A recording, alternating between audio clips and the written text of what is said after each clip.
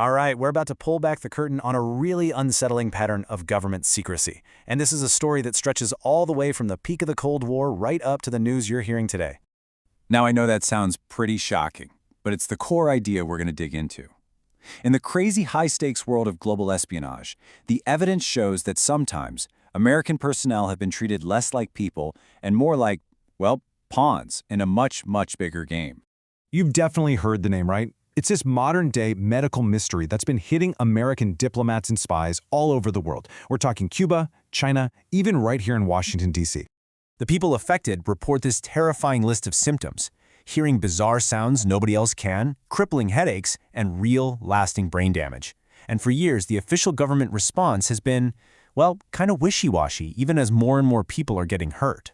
But see, to really make sense of the confusion around Havana Syndrome, we've got to rewind the clock. Because believe it or not, this isn't the first time something like this has happened.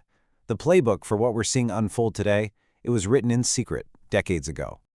And that brings us to the Moscow signal.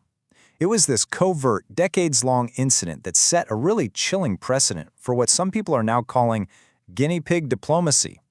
Okay, this timeline is just wild. For over 20 years, the US government knew that its embassy in Moscow was being blasted with microwaves. So did they evacuate? Did they warn their people? No, they kept it a secret, even from the families and the children living there. And this is the part that's so hard to believe. The threat was almost immediately flipped on its head.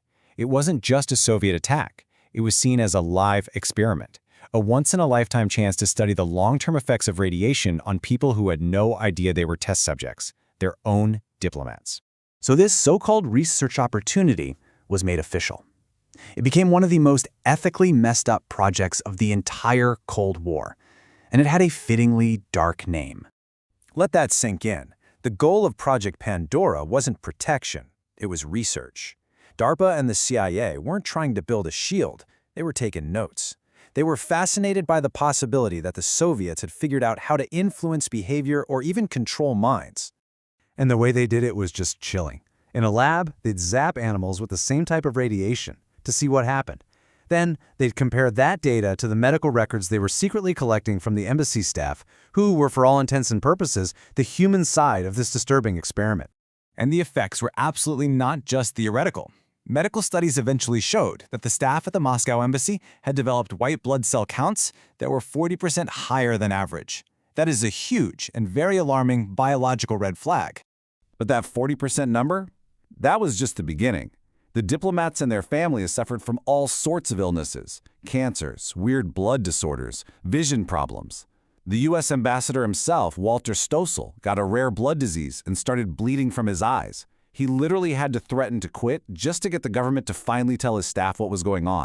So why? Why keep it a secret for so long? In a nutshell, politics. This quote from Secretary of State Henry Kissinger says it all. The health of American citizens came second to maintaining a fragile political relationship with the Soviets.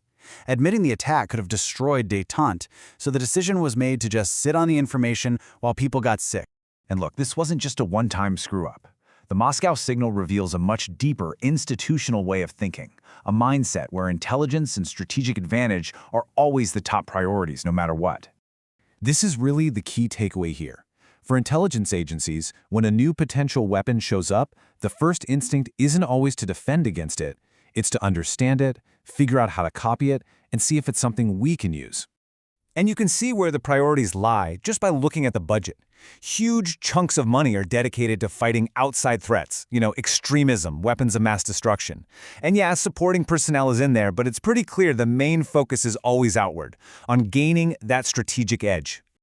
And that drive to turn new tech into a weapon, it is still very much alive today. DARPA, the very same agency that was behind Project Pandora, is still pouring money into advanced neuroscience. Officially, the goals might sound therapeutic, but the national security uses, like enhancing soldiers or influencing enemies, are always a big part of the picture. Okay, so let's bring it all back to Havana Syndrome. When you look at what's happening now through the historical lens of the Moscow signal, the years of official confusion start to look less like incompetence and a lot more like a pattern we've seen before. The parallels here are just impossible to ignore. In Moscow, the tech was microwaves. Today, it's likely pulsed radio frequency energy. Back then, the goal was mind control research. Today, it's investigating neuroweapons.